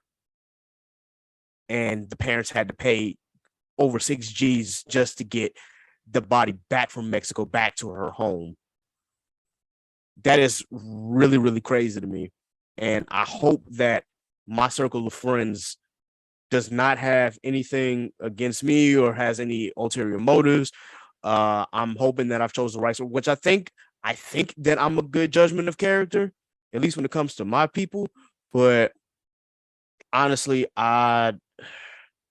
it's really hard for me to talk about that, just because it's just, you never know who really has your back and who doesn't. And it really starts to make us question like who are going to be our real, like who our real friends are. And on top of the fact that it shows that the family is going to be dealing with this for a very long time, because these are people that the family thought that they could trust too. Either way, I hope that this young lady gets the justice that she deserves, because clearly them people did not care about her. I'm not going to say what the case involved, but clearly it looks like they were really involved in her passing. And I really hope that they are criminally charged and that they spend a good amount of time in prison, if not for the rest of their lives. Any comments? No, I got you, bro. Listen, hey, I got your back, bro. I'll tell you that right now, kid. Also, as well, Sappy, I got yours. Law, I got yours. NASA, I got yours. Like it. Look, no, hell no. Well, there's too much room for. This gonna sound really like unbiblical. What I'm about to say. There's too much money on the flow to be envying the next. Too much. How they say, it's $1 out here for everyone. You got to wake up and go get it. You got to go get this, bro. That was legit the definition of a crabs in a bucket type mentality. And the fact that they waited to be out of the state for the squabble or to push away whatever differences that they had is truly sickening. And the fact that, again, y'all were supposed to be going on this trip as a friend group. Ooh, that shit's scary, Law. It's just scary because like some of us go to like these cons and shit as friend groups, right? And like me and Ked will tell you, there are situations where me and him have already been through a couple of times where like things can go left, but it's like it take them real ones to be like, hey, bro, chill out, or hey, sis, chill, have a seat. You know what I'm saying? What you want to do this? You want to do this? You want to leave? You want to take a walk? Blah blah blah, right? Like, to lead the country, like you said, bro, and do that's some sick demonic shit, bro. And that's some Jeffrey Dahmer shit. It gives me the shivers, bro, because I'm like, kid. Now I'm thinking like, okay, look, I feel like I got a good judgment of character. I feel like I know the folks that I'm around for real. But like, when we be going out of town and we all be going to these same places, you know what I'm saying? Like, fuck, bro. Like, who really out for me type shit? It make you look over your shoulder. And like, I don't never want to leave the country with folk where it's that going on. Like, and they got secret group chats and shit. And they could, I don't know what the fuck could have happened with the rest of them. You know what I'm saying? I have no idea, but that's It's some giving nasty shit, bro. it's giving cultish, like, you know what I'm saying? Like, okay, on some Illuminati shit. Yo, it's Like, crazy. I'm laughing about it, but like, it really make you think on like a different perspective. Like, what if like before they left, that friend group was just like, she's our sacrifice while we're gone, and like, what if they would have got away with it? Honestly, See, though, now on a serious note for this, like it's really sad, and especially for the simple fact that she had to go out of the country for her not to be able to come back. Like as a friend, y'all should make sure that when y'all are traveling outside the country, that everybody who left comes back. Like that's just the simple task at hand. And for her, I hope this didn't happen, but for her to die at the hands of someone she called a friend, it don't matter what the situation is. Nothing constitutes you killing somebody. And nope. I really hope, like I am praying that her death came at the hands of something that wasn't from a friend. Like I really hope this alcohol poisoning thing or whatever, occurred. I really hope that's the situation. For you to die at the hands of somebody you called a friend, like no situation should occur to where you beat somebody to death that you called a friend. I don't care if it's about money. I don't care about if it's somebody's man. I don't care what it is.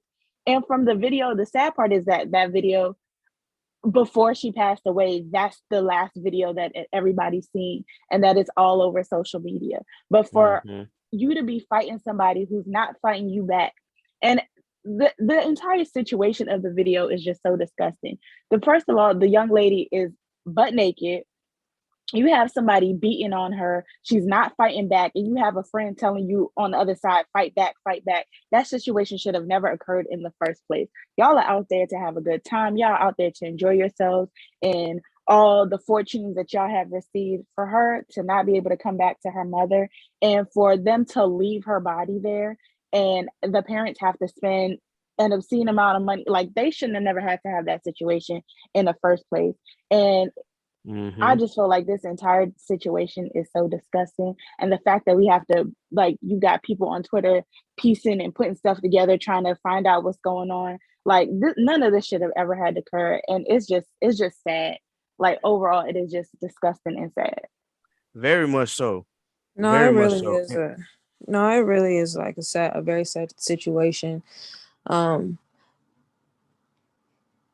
Again, like to be honest, like this is why discernment is so key. Like discernment is definitely like a big like subject in this, because like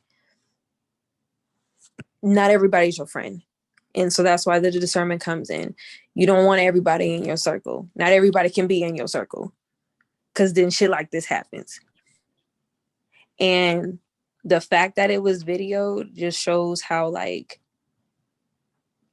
disrespectful, like not only was it disrespectful, but it had no regard to her.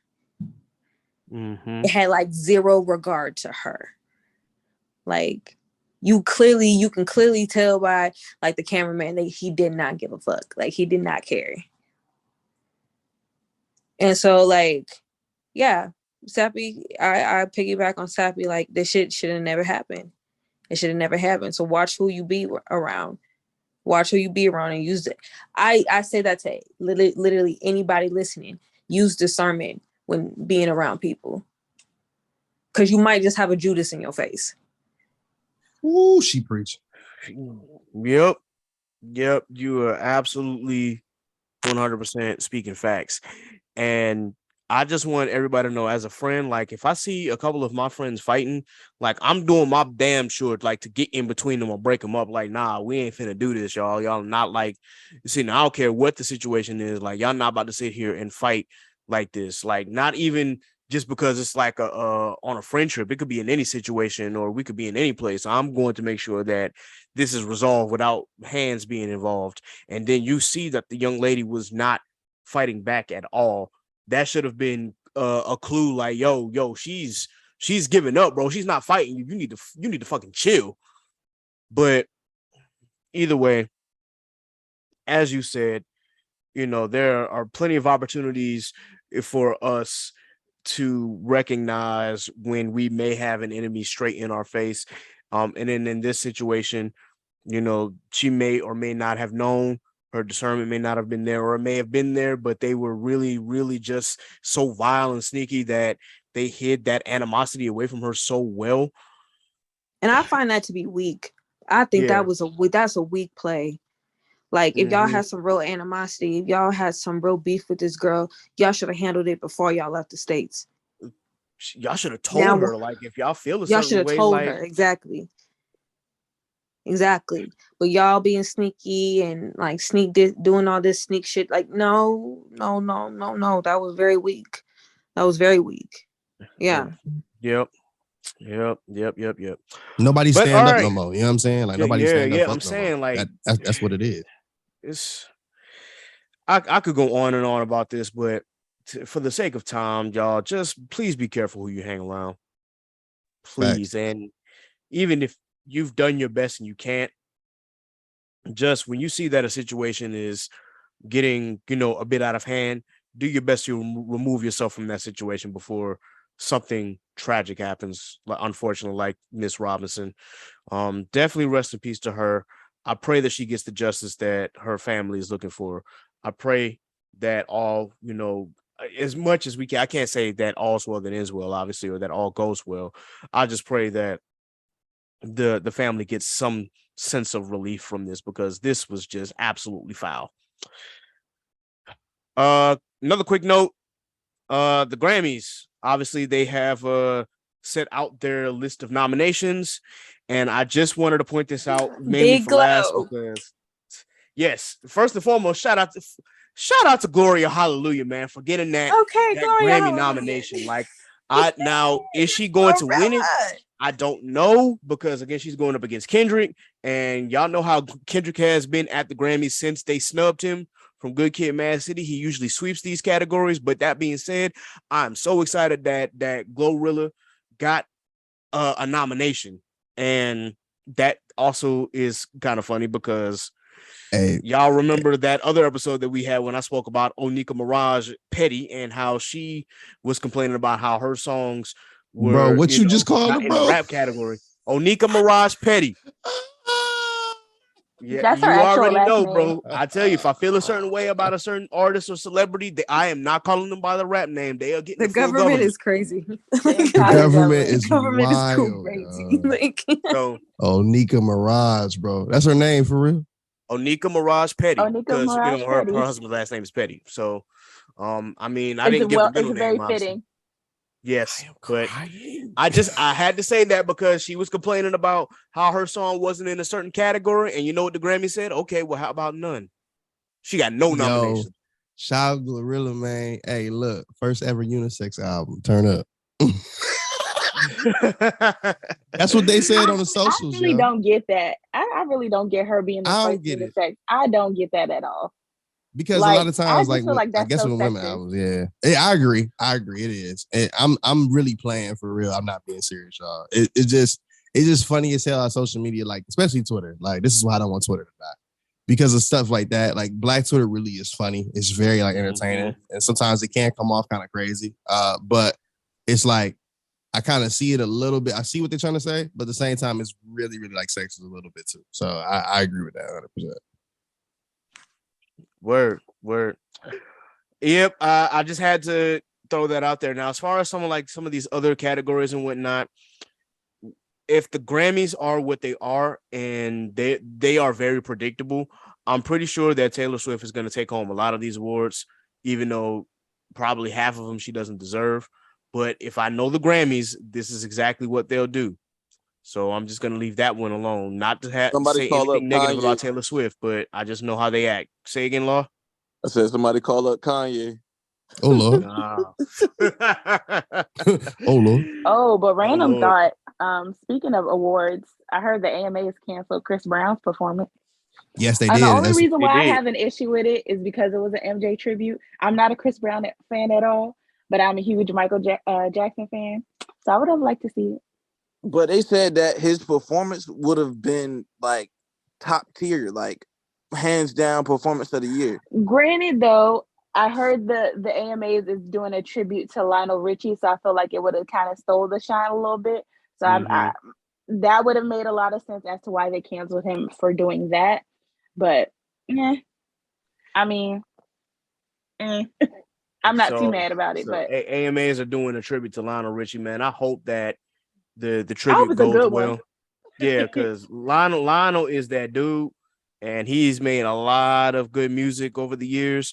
I definitely hope that, and I don't want to bring up the a few years back the BET when they tributed him, they didn't do as good as they could have. And granted, he only got a chance to perform like maybe half of his songs on top of that as well, and they weren't like the best performances that he's ever done for those songs. But then again, I remembering the structure of the awards, he really wasn't there. Like his whole segment wasn't a long segment at all from the tributes to his own performance, and I think that they really didn't do him a good job, or they didn't properly service him the way that they should have. Like, so I'm hoping that the AMAs don't do a disservice to Lionel Richie, because he is definitely one of the greats.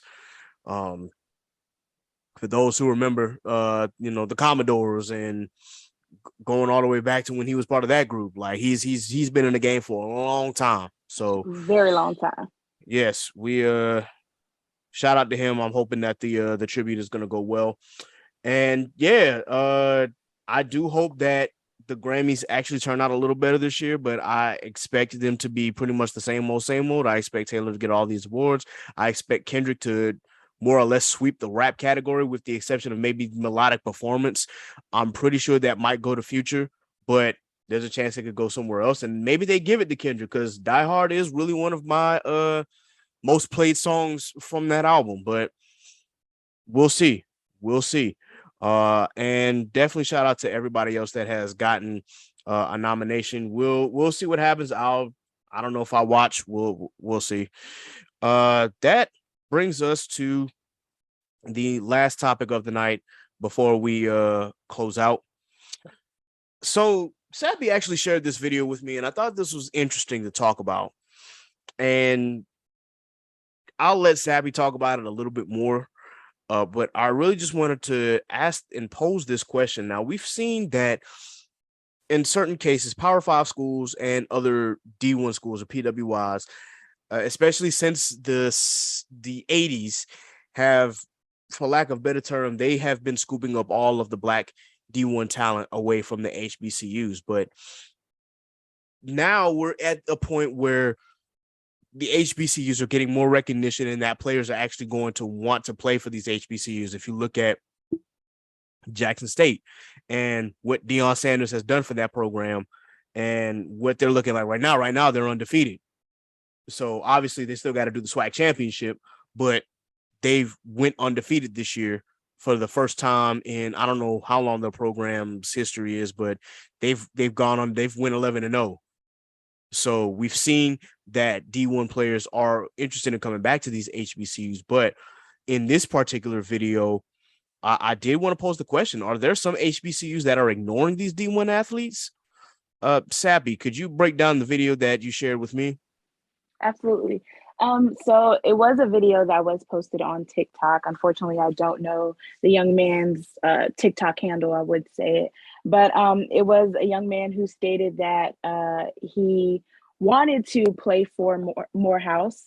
However, he had contacted several higher ups at the school. He had contacted the coach, and they never got back to him. However, 5 other top schools did get back to him, and he unfortunately decided to choose one of those. I'm always team HBCU, so I would rather any Black person, any person of color to go to HBCU. So with that being said, I don't know if maybe the school felt like there wasn't a chance for him to decide to go there, but I feel like if a person is actively seeking out going to your school, they are a top player. It doesn't matter what they're requiring. You're getting a top player. So if they're asking for a full ride scholarship, y'all give full ride scholarships to people with 3.5 GPAs. You know what I'm saying? Like if there is a student who is a great player who's going to represent your university well, why not give them a full ride scholarship to your university? And someone who is actively reaching out to you as well. I just think I don't know if maybe HBCUs are feeling like, oh, we can't compete with these top five D1 schools, so we're not even going to try. Or I will say there's a lot of nepotism in our sports, in HBCU sports. So the coach's nephew and the coach's cousins and Lil Riri and them, they all get to go to HBCUs, and it's how many times you go to HBCUs and then you see the top player and you're like, oh, how did you go to this school? How did you get chosen for this school? Like, oh, my cousin's the coach. You see it several times and you see it very often. So I don't know if maybe that is what's going on, but I feel like if you have the opportunities for a top player, especially in this time when people are actively picking out HBCUs to go to, I think y'all should take all opportunities to get those students. This is facts. Now there are some optics that I wanted to point out regarding this, because the young man said that he went through the proper channels and tried to contact the coaches and the administrators and whatnot, and they didn't get back to him. In terms of Morehouse, I know that their athletics program is not the best. It really is not. But when you get somebody who is like a 4 or 5 star athlete who wants to come, I absolutely agree with Sappy that you need to get that athlete there, regardless of the circumstances. It might be one of those situations where the Morehouse athletic program does not have a lot of scholarship money. It is I'm not gonna say it's 100% possible, but it is very probable that they just did not have the funds to offer him that full ride scholarship. In which case, you find another route to get him that full ride scholarship, especially if he is a premier athlete. But that is my line of thinking. I'm thinking like they probably didn't have the money anymore. They might have met their quota already for next year's athletic class, or they honestly fumbled the bag and they really just weren't paying attention. And then by the time they realized who had contacted them, it was too late. In my Benny voice. Let me piggyback off because man, you funny as hell, boy. Let me piggyback off that. Yeah. I could also think from a scouting or like a coaching perspective. Yeah, I have this D1 5-star athlete, but if his main goal, even if it isn't, if his main goal is to make it to the league, what could our program do to help facilitate that idea? So yeah, it could have been that they might not have had the scholarship money, but it also could have been that sometimes, more often than none, the athletes that are going to the NFL are looking to go to the NFL. HBCUs, and not all of them, and I don't really know the numbers to it, but I don't really see too much representation when it comes down to like combines and things of the sort when it comes to getting these athletes to such entities.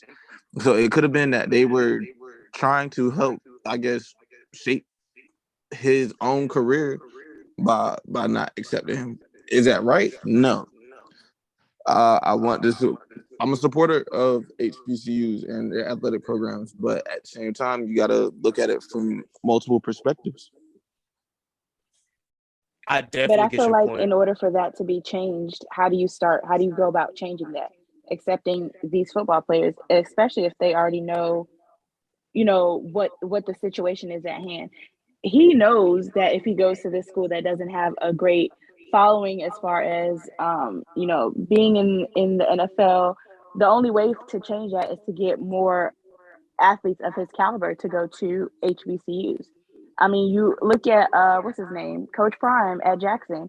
You think these that they're starting to look at his players because he's there. So in order for, like, let's say what's his name, LeBron James' son decides to go to Norfolk State and play basketball there. Obviously they're gonna look at him because of how great of a player he is. Like, they're not just gonna ignore him because he went to Norfolk State. So I feel like in order for something to change, you have to, start that following. And for a young man who was willing to do that, I feel like for you not to even respond back to them, like, that's just saying that you don't even care. Yeah, I think Can I add ultimately another thing Morehouse. to that too?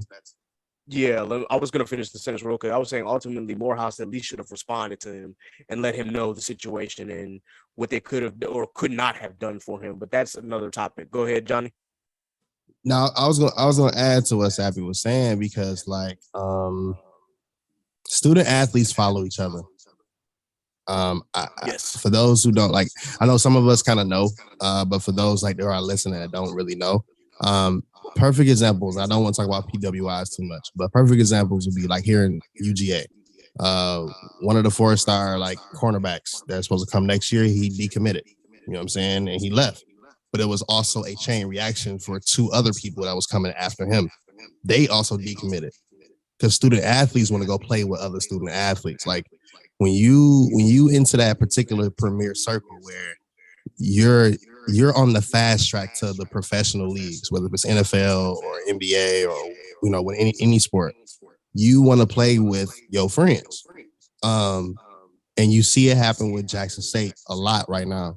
When it comes down to Division I college football, is that you got both his sons playing for the team. One playing on the defensive side of the ball, one playing on the offensive side of the ball. They not just coming for just Dion; they coming to play with them too. They got the juice. You know what I'm saying? Like they have it. So his son gonna be there probably. I think maybe one more year. The son that's the quarterback. I think that's Sean Sanders. I think that's him. It could be saying the name wrong. I don't want to say it wrong, but Shador. Shador. Yeah, I think he has one more year before he's taken off. But the one that plays cornerback on the defensive side of the ball, Shiloh, I think he's gone. You know what I'm saying? Like, but people coming there because of not just Dion, but because of the culture and because of other folks that's trying to come there too. You know what I'm saying? So imagine if Morehouse did pay attention and get that young man. You know what I'm saying? And think about the people that would have came after him. And I think a lot of times some of these schools, especially HBCUs, need to be thinking about that because they ain't even reach out to him. He reached out to the school himself. Like that's the difference. And he know the caliber of player that he is. And a lot of times, no matter where these young kids go, they go into the league. Whether they're going to Morehouse or whether they're going to Jackson State, FAMU, or any Southern, Alabama State, don't matter. And whoever they're going to, they still going to the league because there's a lot of prominent players that came out of HBCUs historically. There's a lot of them that came out of HBCUs that play in the NFL right now. And NBA too. You know what I'm saying? So it's like you can't ignore that. And I think Morehouse dropped the ball. And it's unfortunate. I wholeheartedly agree. Now, my next question kind of pertains to, was Morehouse the only Black college that he looked at? I know that he really wanted to go, mainly just because of how prestigious Morehouse is, but did he take a look at some of these other HBCU programs as well, who probably would not have fumbled the bag the way that Morehouse did? When you look at, there's we already know that there's like over 107 HBCUs that are out there, but still, when you look at those that have like prominent football programs, did he take a look into those schools and maybe see if the culture is there for him, or if they might be able to offer a scholarship for for him to play there? That's just another question that I had in the back of my mind. Like, was Morehouse like your end all be all? This is it. There's no plan B after this. This is the only HBCU that I'm looking at, or were there others that you could have reached out to or did your research on and possibly visited the campus and talked to other coaches and staff to see if they might have been able to have done something for you? That's just my next question. Not to say that, again, I have anything against the student for choosing a P5 conference if he did go that route. I just wanted to know, did he take a look at some of these other HBCUs? Because we already get enough flack when we talk about, people only look at 3 or 4 HBCUs and not the other 104 that are behind it. So I just was wondering, or if anybody might have any thoughts about that as well. Athletes should be So looking at all of them. My bad. I'm sorry. Go ahead. No, you're fine. From his IG, he did say that he got an offer from Howard, but he Okay. decided not to go to Howard. Uh, So I will say I guess he was looking at other HBCUs, but maybe Morehouse was the school that he wanted to go to. And that happens. Everyone has a family school and stuff like that. So he did get offers from other HBCUs. okay. Well, thank you for at least answering that question because I was wondering. I'm like, did he try these other HBCUs? Howard, I don't know. Well, Howard ended up being co-MEAC champions, and I don't know how they did that because North Carolina Central went 9-2, and Howard has a losing record. Yet, I guess because of same record wins, they were able to be co-champions, which is stupid because they need a championship game to find Not out you who throwing the the actual winner shades. is. I'm sorry, bro. Like I went to Hampton. Of course, I'm gonna throw shade at Howard. Like, Of course, bro. I get it, man. I get it, bro. But it's like me throwing shade at Southern, bro. Always. I will always do it. Hey, I feel that. But even still, man, I'm just like, yo, I don't know. I'm not gonna harp on Howard too much, but I just think that people need to look past Howard. They need to look past Morehouse. They need to look past Spelman. And yes, I will even say even Hampton, and look at some of these other HBCUs that are out there that have these great football programs and these great cultures. Like I don't want to put Jackson State on that pedestal, but if you see what they're doing, or if you see what the entire SWAC is doing, good God, from football to basketball, man, SWAC looking like they on a come up, man, and the MEAC is dying. Clearly, but the SWAC it's time to merge the conferences, kid. Remember, I told you that. Just merge them, bro. Yeah, I told you that. Man, you don't know how much I want to say. Go quickly. And do that. Like that shit But is the SWAC sad. will probably have to change their name, but even still, when you look at football programs like A&T and how certain prominent football players have come from A&T or South Carolina State. You see what Central's doing now. Central went 9-2 this year. When you look at FAMU had a great season. But Doon Cookman, it's very hit or miss. But man, that band crazy too. Psych. Oh well, we ain't gonna talk about it on the podcast, bro. Psych. They gonna. Did you say psych? Psych. Shout out to the Marching 100. Oh, you FAMU. Okay. Hey, FAMU got a crazy damn band too, man. Like shit. Man, yeah, I got family that went to FAMU, so I'll be throwing a little bit of shade to Bethune. You know what I'm saying? I got you. I kind of throw a little shade at Bethune too because he was supposed to re-audition me and he did not. I'm not gonna say no names. Y'all know who the band director is, but yeah. So you were supposed to go to Bethune. Never did. You were supposed to go to Bethune. Bethune was my second choice. My first choice was Prairie View A&M. Hey, shout out to the Marching Storm, baby. Yeah, that was my first choice. Nah, still D.I. Love, bro. Yeah. Sonic Boom out here, cuz. Hey, no, shout out to the Sonic Boom. Hey, look, Jackson State, bro. First of all, Jackson State be cranking. Sonic Boom right now. They're one of the only bands where I'll say they crank, like they loud and they actually crank. Like, you know how they bands, they just be loud. But nah, Sonic Boom actually. We gotta do a band episode one day because baby. Sonic Boom. I had something stuck in my throat, but yeah, pause. What you say, bro? No, because I said she said how certain bands are just loud, but you know how Jackson State like Sonic Boom is actually loud and they crank their musical, but there are other bands that are just loud. And I said, Talladega, excuse me, I'm sorry, but I ain't gonna say nothing else. I ain't gonna say nothing else.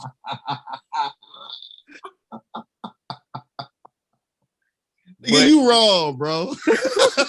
Hey, you wrong as hell, bro. I'm gonna mute up. Oh my god, yo. Hey, can man. 10 out of 10, bro. I'm with you on that though. On the low. Hey, it is what it is. But anyway, man, I hope that these HBCUs, that if you get an actual premier D1 4 or 5 star athlete that wants to come play for you in school, man, you find some way to get them to play. Find some way that you can get them a scholarship. I don't care what you got to do. Find a way to get them a scholarship, man. And the more people that actually come and be a part of that HBCU culture, the more we can get back to days where HBCUs were actually very strong in football. We can get back to that golden era of the 60s and 70s before they purged us in the 80s. So that's all I'm going to say to that. Any more comments before we do a real quick Thanksgiving hot seat? Nah, I ain't got none, man. Shout out to D. I love, bro. 11 out, man. You know what I'm saying? Them good old Tigers, man. We killing them thing out there. Boy, I try to tell you, boy. Yeah, that shit crazy. Shout out to them, man. Yeah. Dion, you doing your thing, man. Yes, he is. Yes, he is. And shout out to Hampton University, the standard of excellence. Always got to rep the home team. The football team this year was I ain't gonna say too much, but I have certain y'all issues beat with A&T, people at didn't the y'all? top. We didn't play A&T this year. That's next year, because A&T's the football team was technically still in the Big South this year, but next year they come up to CAA with us. So we'll see A&T next year for sure. But yeah, I ain't gonna say too much about the football team and the leadership of the football team and the athletic program. I'm gonna mute up on that because I got a lot to say, but I ain't gonna say it. But anyway, gonna ask a couple quick questions here, and Nasa, you doing anything for Thanksgiving? You've been quiet over there. She might have stepped away, but anyway. Hold on. No, I'm sorry. I'm here. Technical difficulties. Yeah, it's all good. It is all good. Yeah, you doing anything special for Thanksgiving this year, ma'am? No, I'm not doing anything special, but you know, my mom is definitely cooking. Gonna be cooking up a storm here. And my younger brother is coming into town from school, so that's gonna be fun. And I'm just gonna be with family. That's it. Hey, that's what's up. Sappy, what food absolutely has to be on your Thanksgiving plate? First of all, I'm African, so we're gonna have some fufu and okra, okay? We're gonna have some jello fries, okay? We're gonna have some fried plantain, okay? Because we're gonna have a nice African. The fufu and okra, that's the turkey dinner. That's what's in the middle. Oh, praise Jesus! Yes. I'm with it. We don't do American Thanksgivings over here. Yep. Let's see. Johnny, what food is not going on your plate? Man, look. Y'all about to beat my ass, and it's fine. That's probably listen to this podcast. Chitlins, keep it away from me, please. Jesus, Lord. First of all, that is the smartest thing ever, because ew. Nah, I can't fuck with them, man. Look.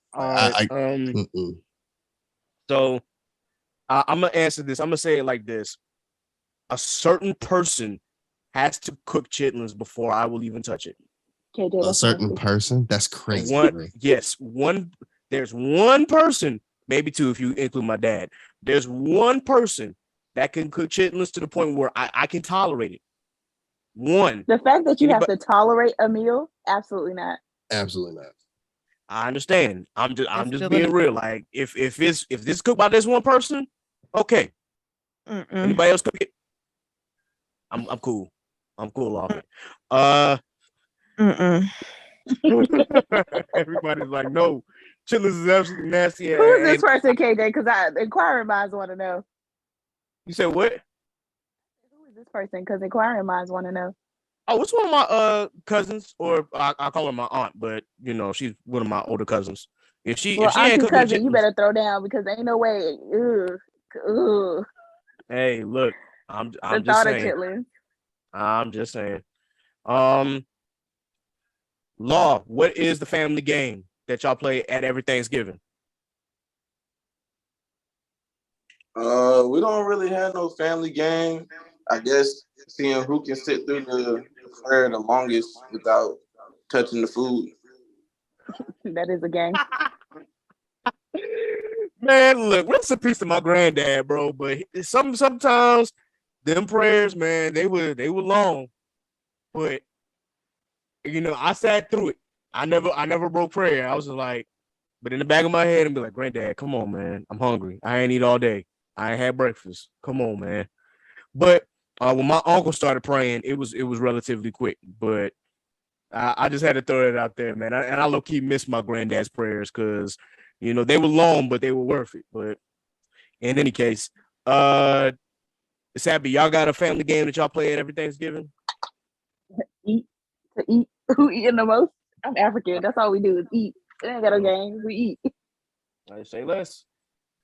Say less. Real quick.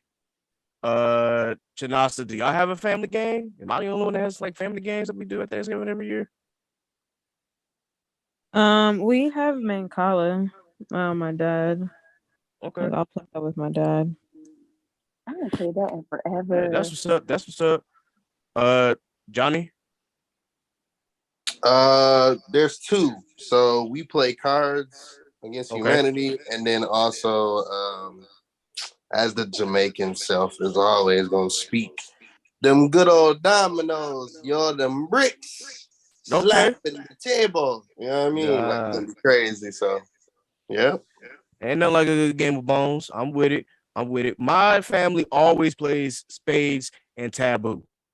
And I will say this wholeheartedly. I hate when my family plays taboo because it gets so competitive. It not actual fights, but it'll just be like, yo, I don't want to be here because y'all gonna argue about a point or about this and that word, man. Like, can I just leave? That's how I feel every time we play taboo. I play because it's tradition, but I just be like, man, I'm tired of this. But I hop on the space table all day. And that's exactly what I do. So, any food that you don't particularly care for other than chitlins? Anybody can answer this. Dry I ass can't really turkey. say I'm a stuffing person, but I'll eat Yeah, I'm it. not a stuffing person either. What? Y'all are crazy. I didn't say I That's the wouldn't best eat part. With the it. I gizzards? didn't say I wouldn't Oh, eat it. Lord. It's not my first You said choice. with gizzards. Come on, Lord. Uh-huh. Hey, yo, shut that down. Wait, you said no gizzards. Hey, yo, shut that He down. said Yeah, with with gizzards. With gizzards. Yeah. Oh, That is so I'm with country. you in that. I like man. fried gizzards. I like fried chicken gizzards. Stop Yeah, playing. Oh, okay, fried- I like that. Y'all eating gizzards? What is wrong with y'all? Nothing. Nothing. So I know who house I am not coming to for Thanksgiving. Thank y'all. Lord. KJ got chitlins. Y'all got What you fried trying to gizzards. say, Sappy? Oh, I said I'm I saying there I'm is gonna one. stick to my non-traditional Thanksgiving meals. Thank y'all. There is one for sure. Hey, Santa, go ahead and mute up for me. And that's crazy. There is You one. got it. Nah, I don't like corn pudding. Yeah, that's out. Corn pudding. Okay. What are y'all eating? Corn pudding. That's Corn pudding is crazy. I crazy. mean, it got to be cooked right. It got to be cooked the same way. You know what I'm saying? Y'all eating pudding with corn in it? I'm sorry, but No, all Thanksgiving. right. First off, chill. It's not really corn pudding. It's like cornbread with like corn in it, but like it's more sweet than savory. If that makes sense. It's Y'all a got little it. bit more sweet. I respect it. It's a little bit more sweet. But I mean, I could do without corn pudding, but yeah. That and well, I'm switching up on holidays, but I don't like what's that junk? What's the cake with the fruit cake? Fruit cake. Hate I that. don't think anybody likes fruit keep the cake. fruitcake for sure. You ain't gonna find too many people that like fruitcake. And we don't do this on Thanksgiving, but for some reason somebody tried it last year. Curry goat is not for Thanksgiving, yo. It's just not for that. Really Depending odd on food for Thanksgiving. what culture you're going to. Like, I'm sure if you go to a Jamaican person's house, they're not gonna have. I mean, they're gonna have curry goat at Thanksgiving. As resident Jamaican person, we're never doing that again. And the reason being is because it was also very out of the range. So usually for Thanksgiving, like, okay, so like oxtail is the celebratory like meat for us. So Mhm. like curry goat is like something got to be happening, but like we talking about Thanksgiving, this is the meat that like, okay, look, everybody put in on, like, because you already know oxtail costs like a lot of money.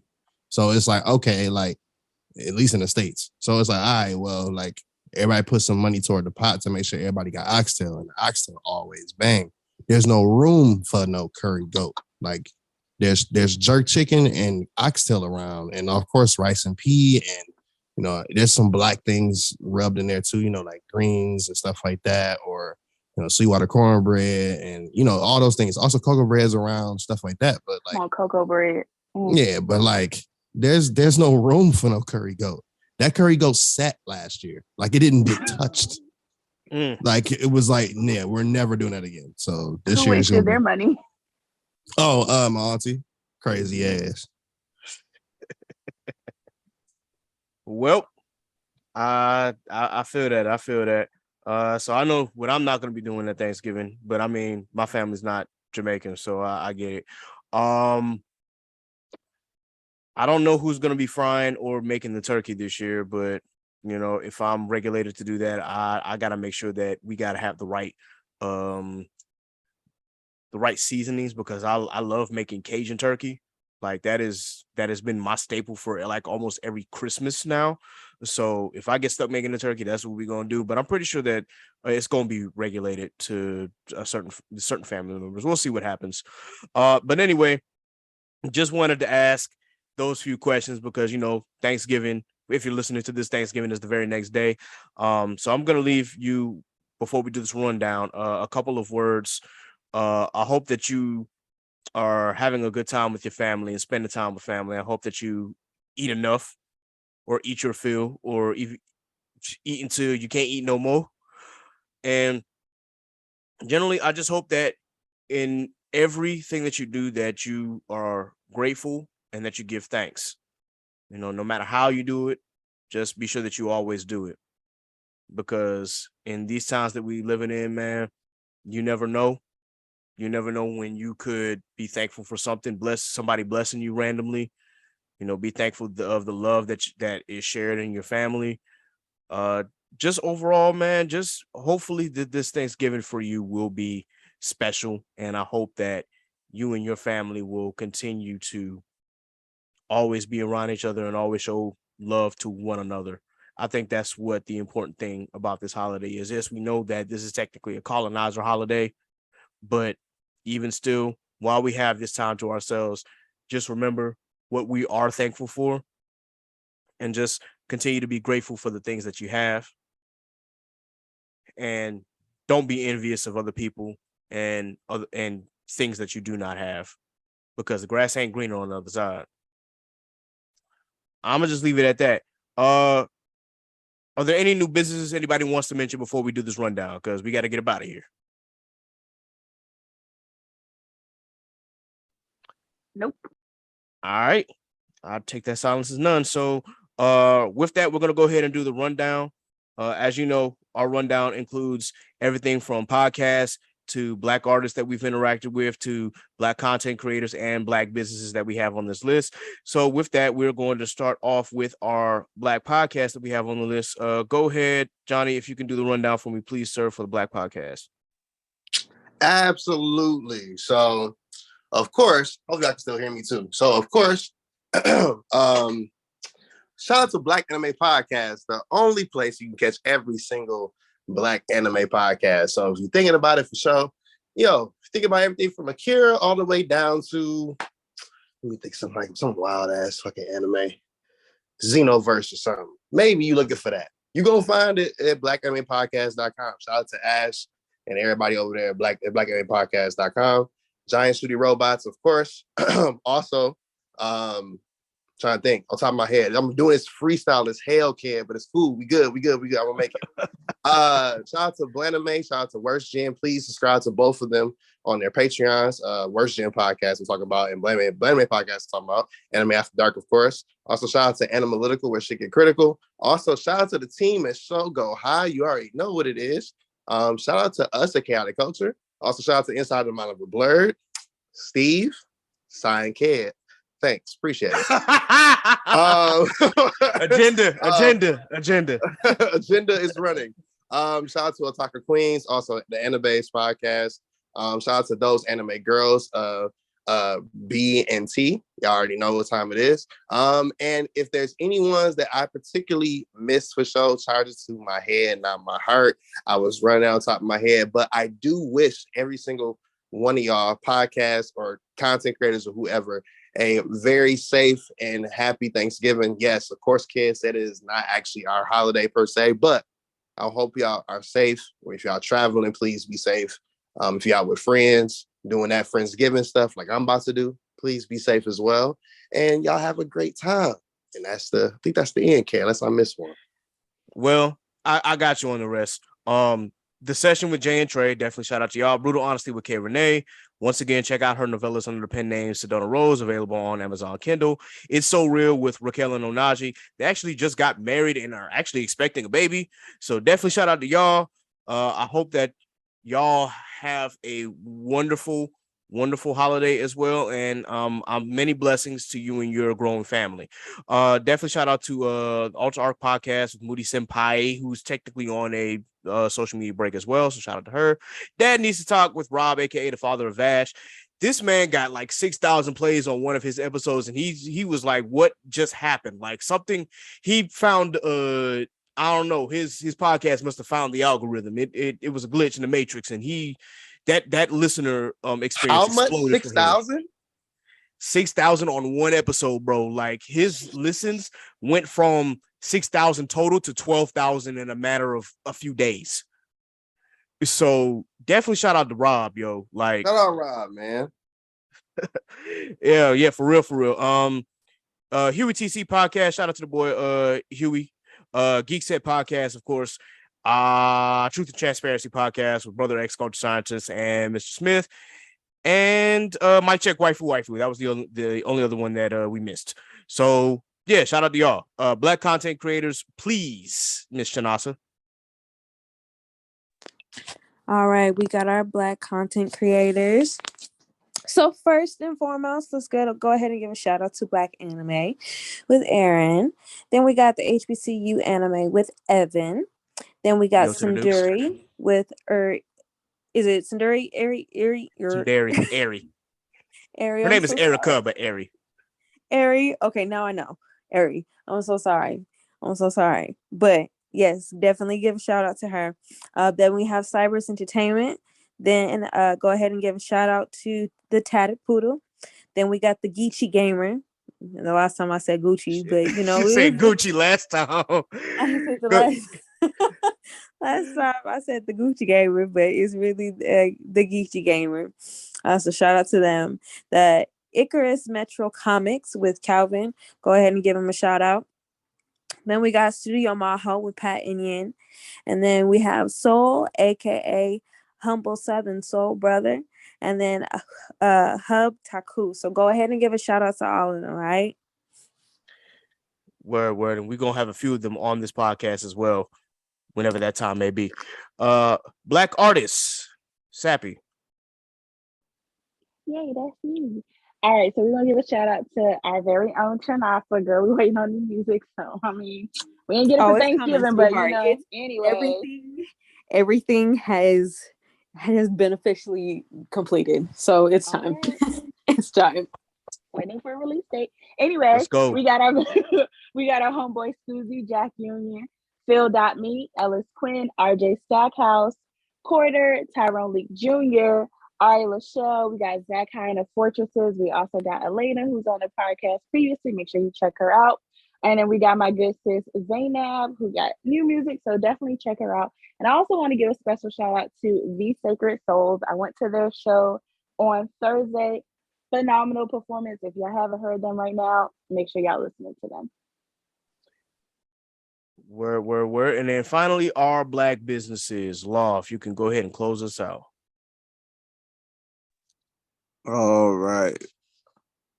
So we have Already Paid by Dre, FNRM, Fresh Nerds, Rich Minds by Timo, KSS Brand by Christina, Cream Cosmetics by Naima, Mind Over Money by Tremaine, Studio Maho by Pat and Yin, Daphne Benford Smith with Studio Maho and Creedon PLLC, Concept Moon by Strange Keith, She Designs 2 by Aaron, Black Magic Lit Wands by Low and T, H4 Creative by Zenobia, Real Estate 1 by Meredith, and then Soul by Belle by Mariah. And then we shouted out Coasters Beach Bar and Grill, located in Hampton. And then there's this new spot around the corner from me. It's 29th and Green. It's a chic style restaurant lounge type situation off of, what's that road? Cunning Executive Drive here in Hampton. Okay. And so yeah, those are all of our Black owned businesses. Be sure to look those great people up because they're awesome. Absolutely. I wanted to give a special shout out to Concept Moon because they actually had a Kickstarter recently and they achieved their goal. They had plenty of artists that were under Concept Moon, so definitely shout out to y'all. And I'm supposed to be getting a few items soon on top of that from them, so I'm looking forward to that. Definitely Studio Maho also has some things going on as well. They're getting ready to drop a couple new chapters, one for God Punch and the other for Blade Titans. So if you are fans of Studio Maho, please be sure that you look out for that. They also got a Patreon set up as well. I am not a member of the Patreon yet, but I will probably be subscribing here sooner or later. And then I think that pretty much covers all of the artists, content creators, businesses, and Black podcasts here. So if there be no more announcements, I got an announcement. Since you talk about Patreons, make sure you subscribe to our Patreon because we have one. Yes, we do.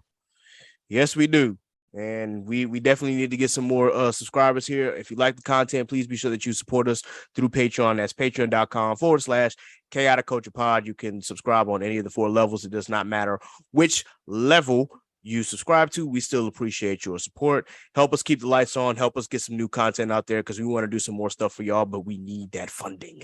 Go and subscribe to the Patreon. And with that, let's go ahead and sign off, y'all. Be sure that you like, share, and subscribe to the Chaotic Culture Podcast on your favorite DSP. You can follow our Chaotic Culture Podcast page on Facebook. You can also follow us on IG at Chaotic Culture Pod and follow us on Twitter at Chaotic_Culture. You can follow me, Ked the Pro, that's K3D the Pro on all social media. You can follow Miss Nasa on all social media at _call me Nasa. Law is taking a social media break, so we'll get back to him when the new season rolls around. And I mean like the winter season we're talking about. So whenever that may be, sometime next year, you could follow him there if he decides to reactivate his pages. You can follow Sappy on all social media at Scraps14. And you can follow J. Lee Trey on all social media, including TikTok at J. Lee Trey. This has been another edition of the Chaotic Culture Podcast. Until next time, folks, remember, embrace the culture. Chaos rules. Have a wonderful Thanksgiving. Be blessed. Be safe. God is love. And in the words of Zordon from Mighty Morphin Power Rangers, may the power protect you. Deuces. 1. Peace.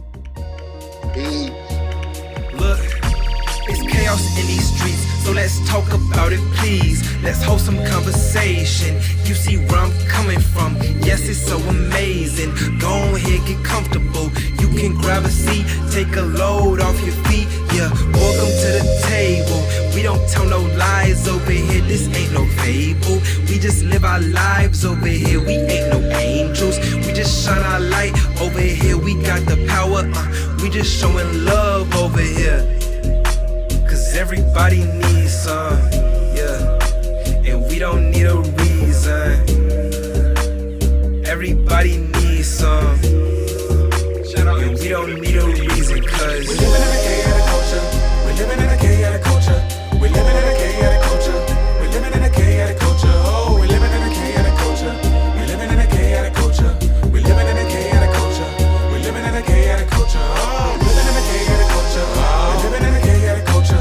living in a chaotic culture. We're living in a chaotic culture. We're living in a chaotic culture. Oh, we're living in a chaotic culture. We're living in a chaotic